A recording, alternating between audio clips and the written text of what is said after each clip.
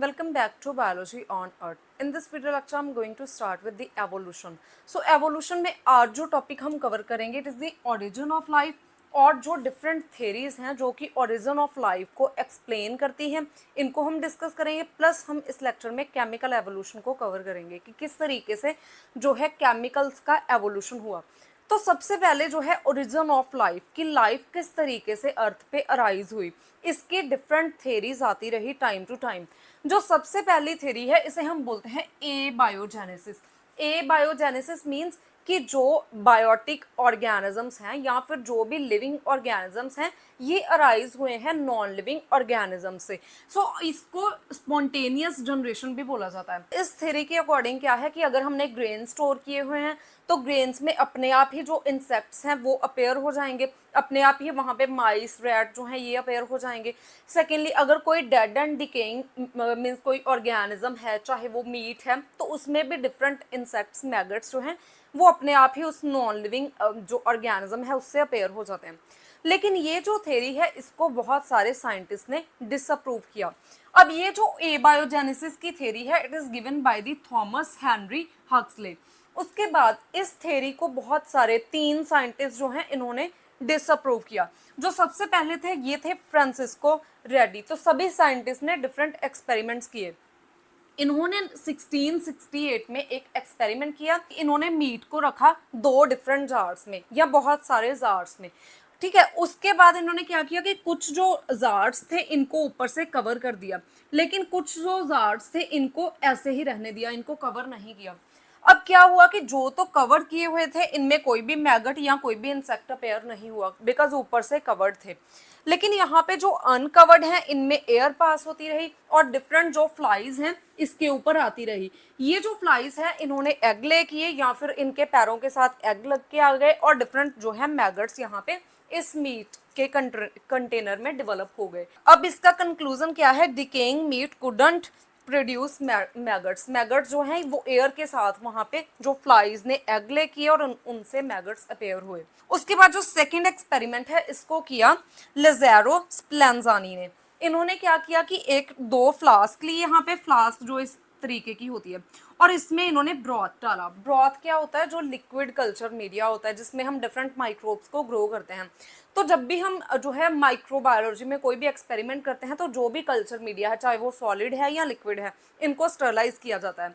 तो इन्होंने भी क्या किया कि यहाँ पे जो लिक्विड ब्रॉथ है इनको स्टरलाइज कर लिया और 2 फ्लास्क में उनको प्लेस किया। अब ये जो फ्लास्क है इनमें से एक को सील कर दिया, दूसरी अनसील्ड ही यहाँ पे रहने दी।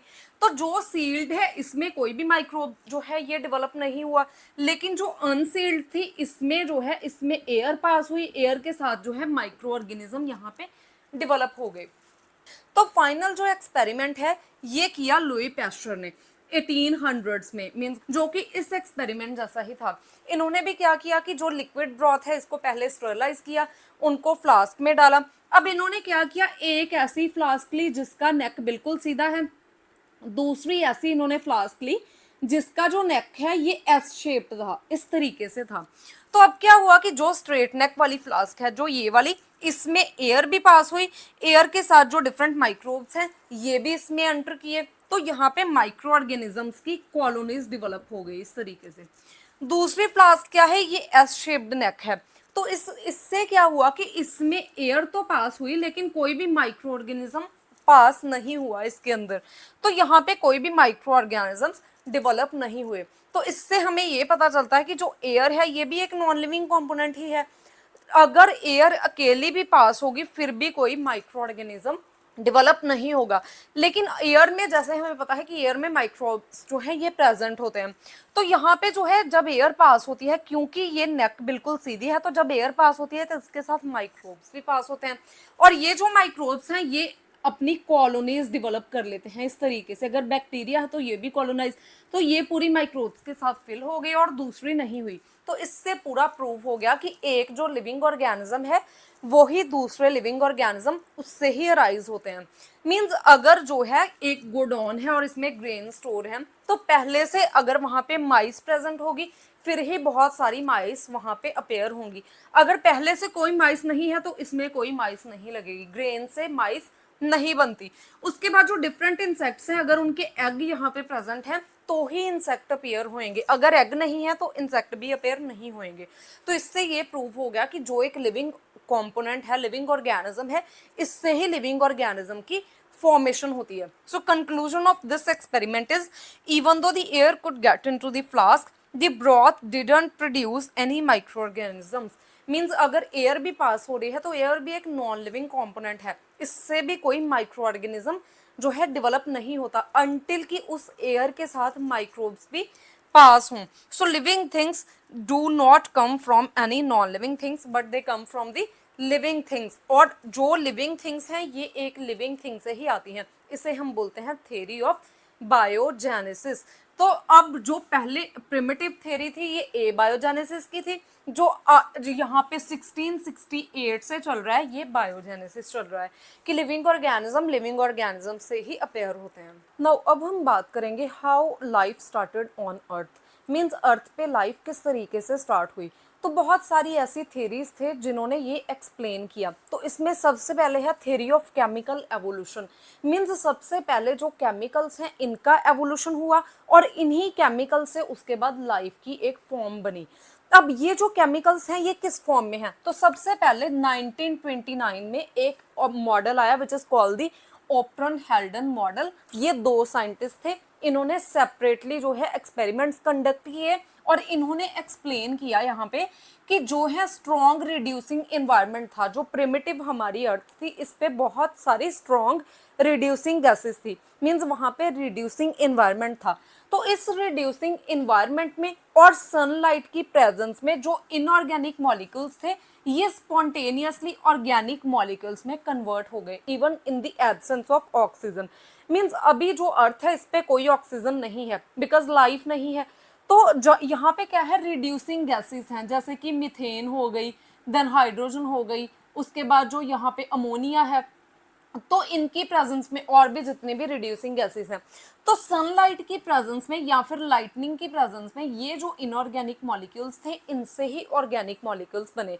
ऑर्गेनिक मॉलिक्यूल्स कौन से हैं, कार्बोहाइड्रेट्स, प्रोटीन्स, लिपिड्स और आगे जो है न्यूक्लिक एसिड्स। तो अब हम डिस्कस करेंगे किस तरीके से जो एवोल्यूशनरी थ्योरीज हैं ये आगे चली और ये सारे मॉलिक्यूल्स की किस तरीके से फॉर्मेशन हुई इसको एक्सप्लेन किया गया। नाउ यहाँ पे जो इनऑर्गेनिक मॉलिक्यूल्स हैं इनसे ऑर्गेनिक मॉलिक्यूल्स किस तरीके से बनते हैं इसको एक्सप्लेन किया मिलर एंड अरे ने। सो यहाँ पे हम डिस्कस करेंगे मिलर यूरे एक्सपेरिमेंट जो कि 1953 में किया गया, मीन्स उसी टाइम पे जिस टाइम पे डीएनए की डिस्कवरी हुई थी by the Watson and trick, तो उसी टाइम पे ये एक्सपेरिमेंट हुआ। अब इन्होंने क्या किया कि एक ऐसा एक्सपेरिमेंट डिजाइन किया जिसमें कि जो गैसेस हैं वही गैसेस डाली गई जो कि प्रिमिटिव अर्थ पे प्रेजेंट थी, मीन्स सभी जो रिड्यूसिंग गैसेस हैं। उसके बाद जो अर्थ है इसमें कुछ अमाउंट में वाटर भी प्रेजेंट था बिकॉज रेनफॉल हो रहा था और लाइटनिंग होती थी। तो इन सभी कंडीशंस के अंदर जो ये रिड्यूसिंग गैसेस हैं इनसे ऑर्गेनिक मॉलिक्यूल्स बने। तो किस तरीके से बने, सबसे पहले यहाँ पे एक कंटेनर है जिसमें कि वाटर है। हम सपोज कर सकते हैं कि जो प्रिमिटिव अर्थ है उसका ये ओशन है, ठीक है। नाउ ये जो ओशन है इसमें क्या है कि यहाँ पे इसने कोई हीटिंग सोर्स दिया, तो इस हीटिंग की वजह से क्या होता है कि जो पानी है ये इवेपोरेट होता है और ये जो है ये आगे इस कंटेनर में मूव करता है, मींस एटमॉस्फेयर में मूव करता है। अब एटमॉस्फेयर उस टाइम पे अर्थ का इस तरीके का था कि इसमें डिफरेंट रिड्यूसिंग गैसेस प्रेजेंट थी, जैसे कि मीथेन, हाइड्रोजन, अमोनिया और यहाँ पे जो है ये वाटर जो यहाँ से आया ये वाटर प्रेजेंट है in the form of water vapours. अब ये जो हीट है मींस सनलाइट की वजह से जो वाटर है ये इवेपोरेट होता है, तो इस इवेपोरेशन के लिए इसने यहाँ पे हीट सोर्स यूज किया। नाउ उस टाइम पे क्या था कि जो ओशंस थे इनसे इवेपोरेशन होता था, क्लाउड्स बनते थे और रेनिंग होती थी और इसके बीच में लाइटनिंग भी होती थी। तो एक लाइटनिंग को इसने एक्सप्लेन करने के लिए या लाइटनिंग की प्रेजेंस को दिखाने के लिए कुछ इलेक्ट्रोड्स यूज किए which are called the tungsten electrodes, जिसमें यहाँ पे दोनों एंड्स प्रेजेंट हैं। तो ये जो इलेक्ट्रोड्स थे ये इलेक्ट्रिक स्पार्क जनरेट करते हैं इस चैम्बर में। इस इलेक्ट्रिक स्पार्क की वजह से क्या होता है कि ये जो नॉन रिड्यूसिंग गैसेस हैं, सॉरी ये जो रिड्यूसिंग गैसेस हैं, या फिर हम बोल सकते हैं कि जो इनऑर्गेनिक मॉलिक्यूल्स हैं, इनसे ऑर्गेनिक मॉलिक्यूल्स की फॉर्मेशन होती है, जैसे कि अमीनो एसिड्स हो गए, डिफरेंट जो ऑर्गेनिक एसिड्स हैं।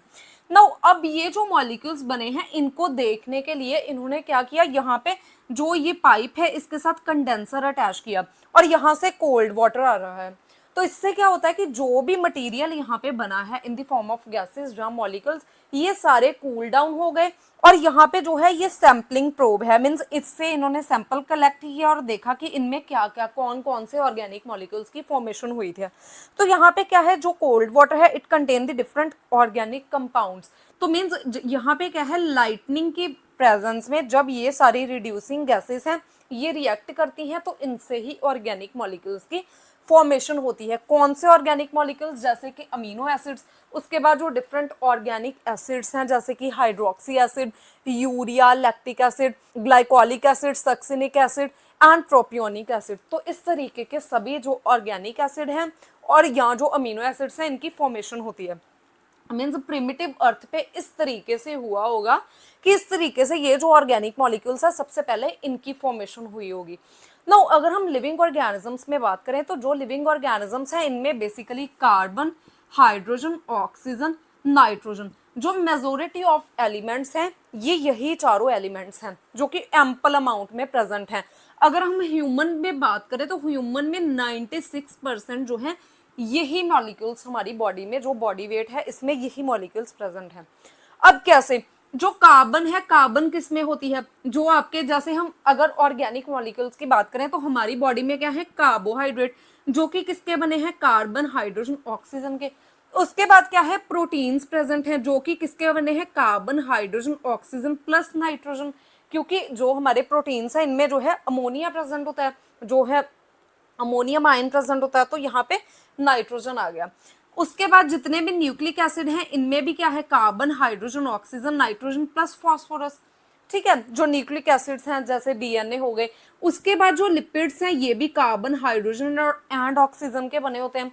तो जो हमारी बॉडी में सबसे ज्यादा एलिमेंट है वो है कार्बन, हाइड्रोजन, ऑक्सीजन। अगर हम यहाँ पे एनिमल्स में बात करें तो जो डिफरेंट एलिमेंट्स हैं इनकी परसेंटेज कितनी है, सबसे पहले जो ऑक्सीजन है ये 63% होता है एनिमल बॉडी में, और जो कार्बन है ये 19% है, जो हाइड्रोजन है इट इज 10%, नाइट्रोजन 4%, फॉस्फेट और जो सल्फर है ये दोनों लेस देन 1% होते हैं।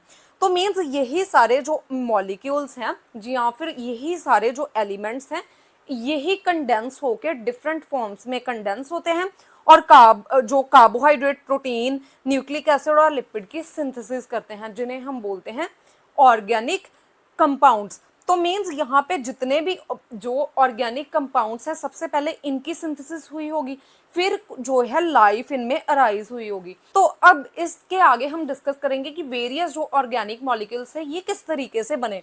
अब यहाँ पे अमीनो एसिड्स की फॉर्मेशन हो गई, तो अमीनो एसिड्स की फॉर्मेशन हुई, तो अमीनो एसिड्स जो हैं जब ये जुड़ते हैं चेन में तो इन्हीं से ही क्या बनता है, प्रोटीन बनता है।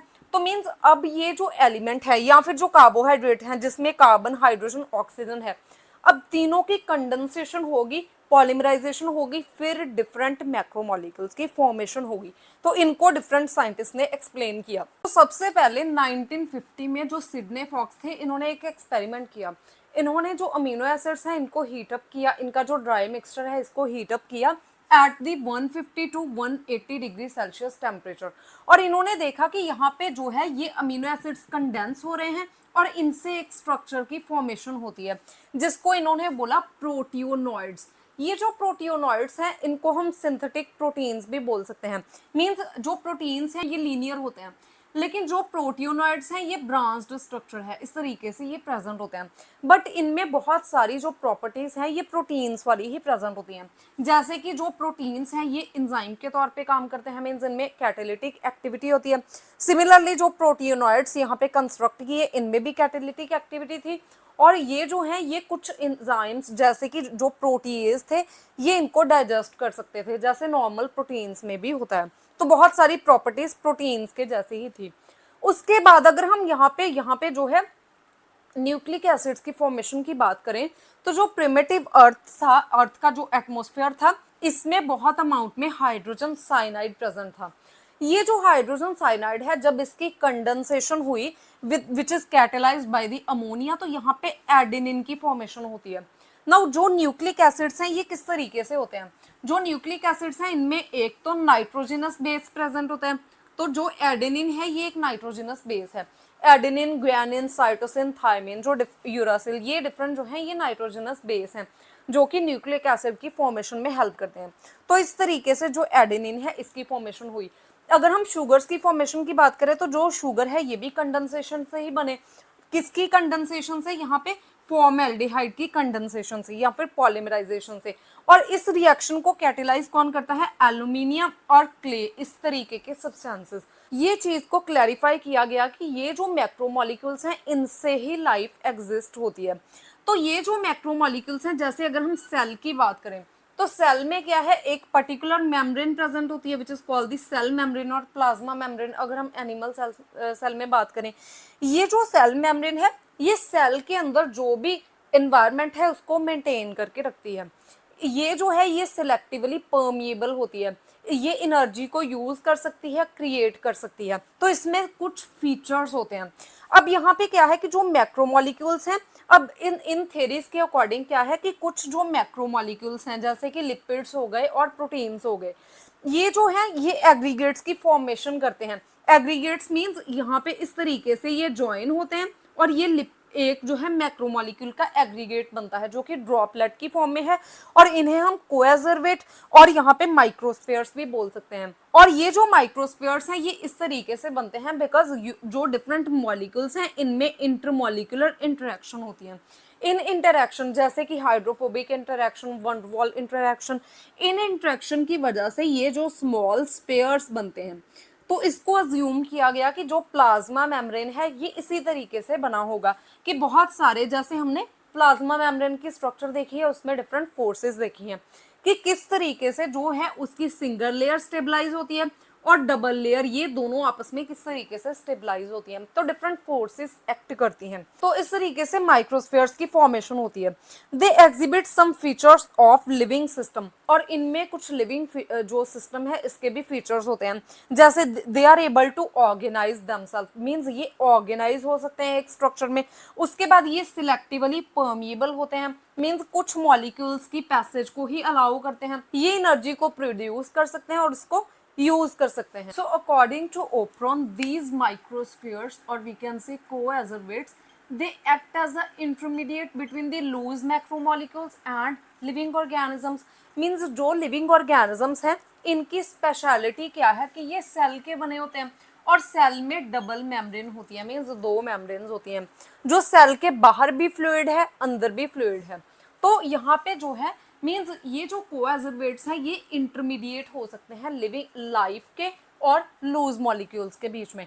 तो इस तरीके से ये जो मैक्रो मॉलिक्यूल्स हैं ये बनते हैं, अगर जो एक्सपेरिमेंटली इन्होंने क्या किया कि जो प्रोटियोनॉइड्स है इनको हीट किया और उसके बाद कूल किया, तो इससे ये जो माइक्रोस्फीयर्स हैं इनकी फॉर्मेशन हुई।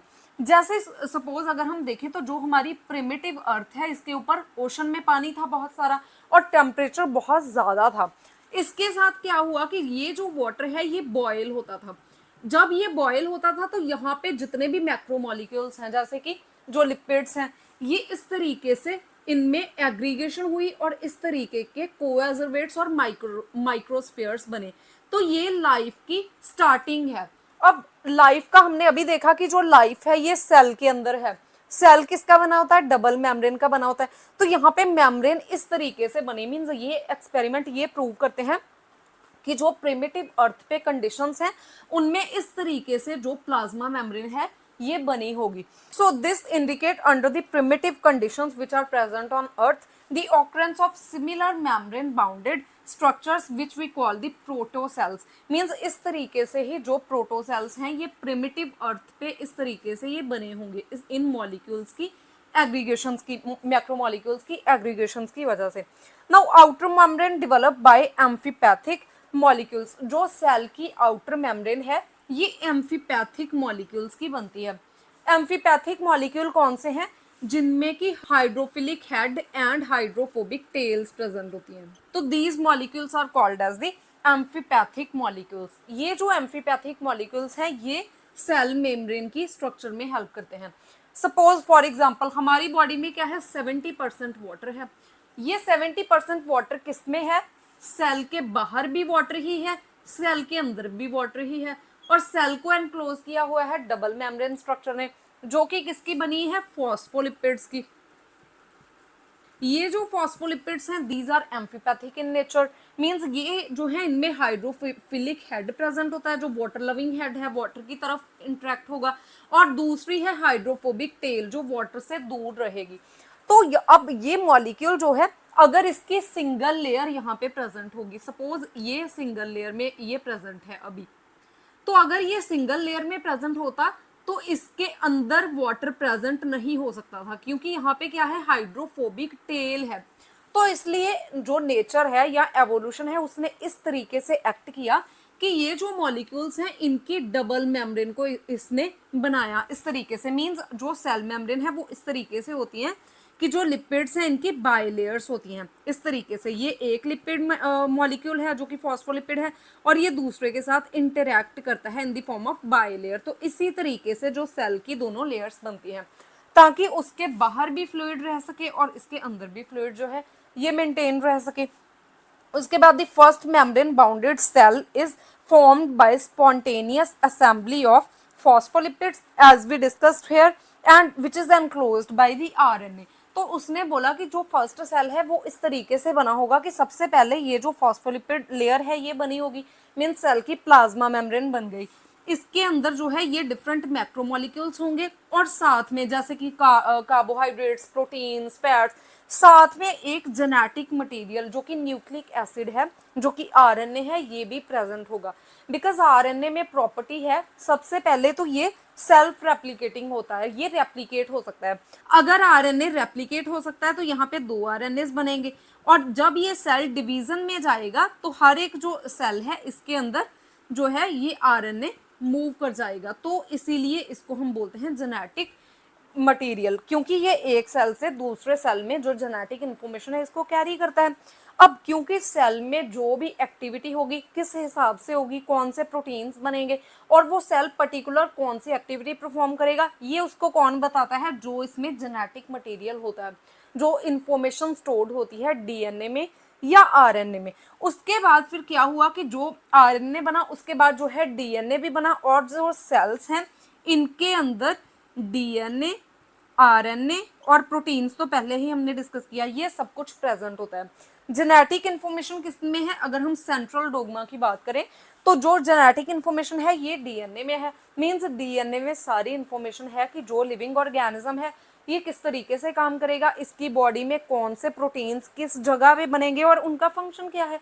इसीलिए जो हमारी बॉडी में है तो सभी सेल्स, लेकिन हर एक सेल जो है स्पेशलाइज्ड फंक्शन परफॉर्म करता है, क्योंकि प्रोटीन्स की फॉर्म में उसके पास वो इन्फॉर्मेशन जा रही है और उसकी स्ट्रक्चर जो है वो भी डिफरेंट है दूसरे से। ये सारी इन्फॉर्मेशन किस में है, डीएनए में है। ये जो जब ये सेल जो है ये जो है ये कॉपी होता है, तो यहाँ पे 2 कॉपीज बनती हैं, 2 डॉटर सेल्स बनते हैं। जब ये डिवाइड होता है तो अब इसमें भी डीएनए मूव करेगा और इसमें भी डीएनए मूव करेगा, तो अब इसके पास भी जो है इन्फॉर्मेशन पूरी है।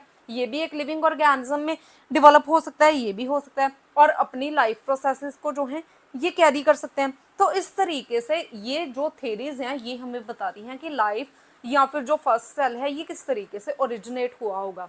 अब जो लाइफ है ये ओशन में ही क्यों ओरिजिनेट हुई, लाइफ जो है ये किसमें है, सेल में, और फर्स्ट सेल अर्थ पे जो बना है वो पानी के अंदर ही बना है। मीन्स लाइफ अर्थ में जो है जो ऑर्गेनिक मॉलिक्यूल्स हैं ये एटमॉस्फेयर में बन सकते हैं, लेकिन लाइफ अर्थ पे जो पहली बार आई है ये ओशन में ही आई है, बिकॉज ओशन में ही जो है ये कंडीशंस फुलफिल हो सकती थी जो हमने यहाँ पे डिस्कस की हैं।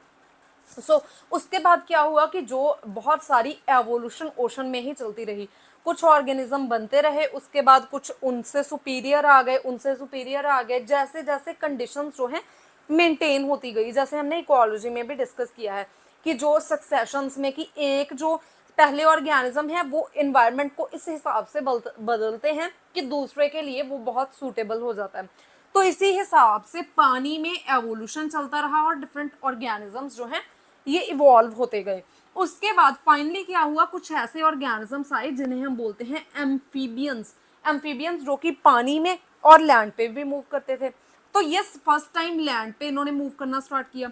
उसके बाद फिर जो ऑर्गेनिजम्स हैं और ज़्यादा इवॉल्व हुए। So this is all about the origin of life. If you have any type of query regarding this topic, you can ask me in comment section, and if you find the content useful, please like and share the video and subscribe to my channel Biology on Earth.